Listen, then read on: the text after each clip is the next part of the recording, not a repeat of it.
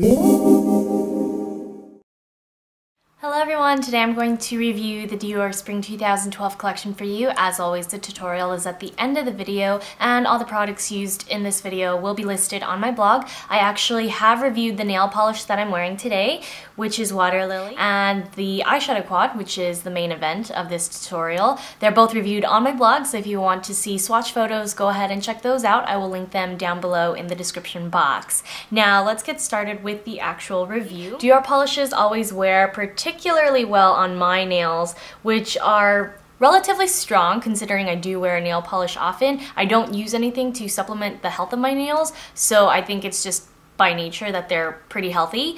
But this is perfect in 2 coats, completely opaque. It might be a little thick for some people, so if you don't like thick nail polish, then definitely thin out the first coat as much as possible. And the Dior brush is actually perfect for thin nails like mine. I have rather small nail beds, and as you can see, they're pretty narrow at the top here. The Dior brush fits perfectly right against my cuticles. And while the brush is a little dense, it distributes color really evenly. In the bottle, it looks shimmery, but on the nails, in natural lighting, it looks more like a satin. When you get out into the sun, or if you have a little bit more light in the room, then it does look more like a shimmer. So it's a really great nail polish, and I highly recommend it. It is my top nail pick for spring.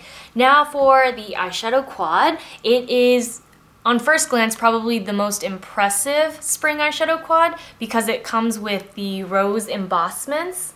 It's very much true to the garden party theme, very pastel. Once again, I have reviewed this on my blog. I love the buttercream yellow. The silver I could have done without. The lime green is the focal point of my lid here. And the turquoise, it's just a touch sheer, but it's a really beautiful green turquoise. The pink in the middle, usually I'm not a fan of pink eyeshadows, but in this case, I think it fit the theme really well. Unfortunately, I find that I cannot wear this color without a matte brown or even a black.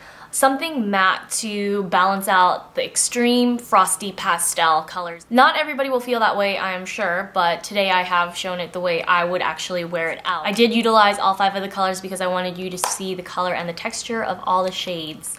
And last but not least, from the collection, I purchased the Dior Rosy Glow Blush, and this blush has actually been a little elusive. It's number 1 in Petal, and this Healthy Glow Awakening Blush is actually supposed to work with the moisture content of your skin and change color. On me, it's still a very neutral pink. It looks a little brighter in real life. It doesn't quite last as long, maybe only 4 to 5 hours. I'm not usually a huge fan of Dior blushes, but if you were interested in getting a Dior blush anytime soon, I would highly recommend you pick this up because it does last a little longer than the regular Dior blushes on my skin anyway. It's in the same concept vein as O Glow by Smashbox, all those color changing lip glosses and cheek colors, but those actually don't change color on me very much. They just turn bright pink. So I like this one because it stays a normal pink. It is a rosy flush, very much alongside the lines of Petal, but it's not hot pink, which would be the exact opposite of the subtle blush look that I go for. And in this tutorial, I used a permanent Dior Addict lipstick. I didn't purchase the Rouge Diors from this collection, even though I did want the lighter pink.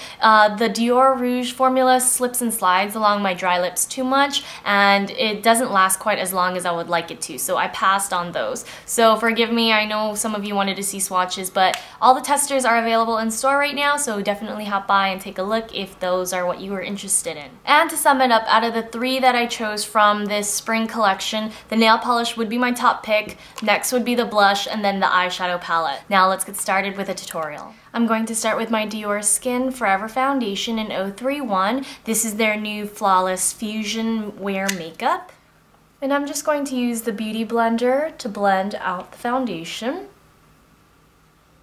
It just makes applying foundation really easy and the finish is very natural. Now I'm going to add just a touch of my Dior Sculpt Concealer. This is a very pigmented concealer, but it's smooth and so it's great for dry skin. Today I'm going to fill in my brows with a pencil.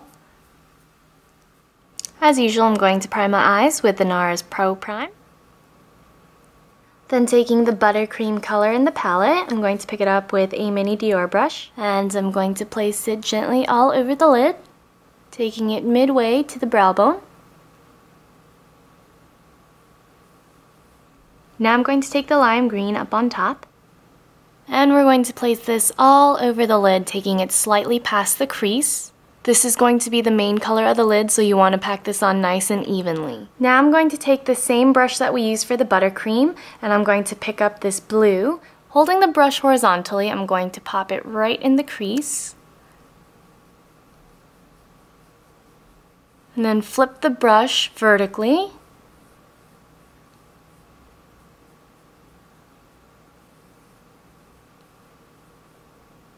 I'm going to dip a large pencil brush into MAC's Copper Plate and mix it with the dark brown from the Love to Love trio. And I'm going to pat this shade into the corner, blending it up little by little. And this will mostly cover the turquoise, but not to worry, the turquoise will make a reappearance. And gently blend the outer edge for a nice gradient finish.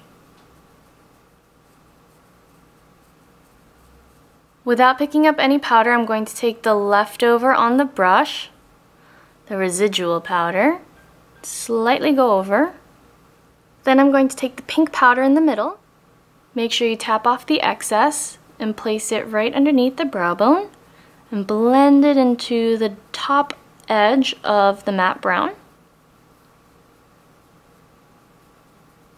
Then I'm going to take a large applicator and dip into the silver, popping it right into the inner corner through the front half of the lower rim. And then taking the skinnier side of an applicator, I'm going to dip it back into the turquoise. And I'm going to place this right along the outer edge and blend in with the silver. Now to just brush away the fallout, today I'm going to use a pencil just to keep the liner look really smooth and creamy to fit in with the pastel theme.